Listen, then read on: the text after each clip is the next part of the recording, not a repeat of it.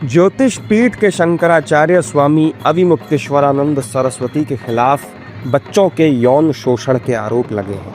उत्तर प्रदेश के प्रयागराज में POCSO court के आदेश के बाद उन पर एफआईआर दर्ज हो गई है। इस एफआईआर और आरोप के बाद देश भर में सियासी भूचाल आ गया। खुद शंकराचार्य कह रहे हैं कि वो पूरी तरह से पुलिस के साथ सहयोग के लिए तैयार है, जिससे जल्द से जल्द उनके ऊपर से कलंक हट सके। अगर कोई जांच की जा रही है तो उसमें हम लोग सहयोग करेंगे, क्योंकि पुलिस को, स्टेट को किसी मामले को निस्तारित करने में जितनी रुचि है उससे ज्यादा हमें भी है कि ये कलंक लगाया गया है, जल्दी से उसका निस्तारण हो। अविमुक्तेश्वरानंद पर लगे इन आरोपों के बाद से विपक्षी दल केंद्र सरकार पर भड़क गए हैं और शंकराचार्य को फंसाने की साजिश रचने का आरोप लगा रहे हैं। सबसे पूजनीय शंकराचार्य, उन पर झूठा मुकदमा लगाना। जब मेले में, आयोजन में उन्होंने जो रास्ता तय किया था उसी पर आपत्ति थी प्रशासन को, और जिन लोगों ने उन्हें स्नान नहीं करने दिया, कार्रवाई उन पे होनी चाहिए थी। सुनने में आ रहा है उनके पक्ष में 2 डिप्टी सीएम आ गए। अगर 2 डिप्टी सीएम उनके पक्ष में हैं तो सरकार कैसे चल सकती है?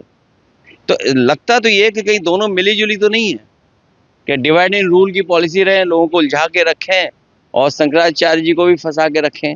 दुख की बात है कि हमारे सनातनी धर्म के पूजनीय शंकराचार्य जी के साथ व्यवहार तब हो रहा है जब भगवाधारी हमारे मुख्यमंत्री हैं। इस तरह से एक शंकराचार्य जी के विरुद्ध, क्योंकि अब कहाँ गए सनातनी लोग, कहाँ गए वो सनातन के अलमदार, कहाँ गए वो सनातन के पहरेदार? सबके मुंह पर ताले क्यों हैं? शंकराचार्य से बड़ा पद तो कोई होता नहीं। शंकराचार्य के ऊपर इस तरह के आरोप लगा करके और इस तरह से मुकदमा दर्ज कराया जाए, और जो मुकदमा दर्ज कराने वाला व्यक्ति है उसका पीछे का आधार देखिए, उसका क्या है।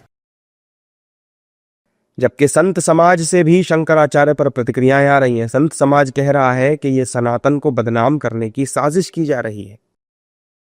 देखिए, ये सब कुल मिलाकर के मात्र केवल सनातन को बदनाम किया जा रहा है, जिससे सनातन का जिस प्रकार से विश्व लेवल पे उपहास हो रहा है, ये बहुत अशोभनीय है, निंदनीय है। इसकी जितनी निंदा की जाए उतना कम है। ठीक है, किसी प्रकार की आपसी मतभेद थे तो उसको बैठ के सुलझाया जा सकता था, ऐसी कोई बड़ी बात नहीं थी। बहरहाल, जो पास्को एक्ट के तहत अदालत ने जो भी ऑर्डर किया है एफआईआर करने का, उसका स्वागत है।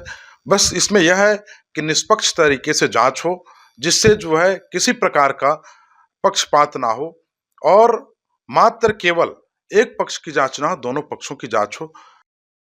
दरअसल तुलसी पीठाधीश्वर जगत गुरु राम भद्राचार्य के शिष्य आशुतोष ब्रह्मचारी महाराज ने शंकराचार्य अविमुक्तेश्वरानंद पर गंभीर आरोप लगाए हैं। आरोप है कि माघ मेले के दौरान शंकराचार्य के शिविर और गुरुकुल में नाबालिग बच्चों का यौन शोषण किया गया। पॉक्सो कोर्ट में नाबालिग बच्चों के बयान भी दर्ज कराए गए। अब फिलहाल इस मामले में आगे की जांच चल रही।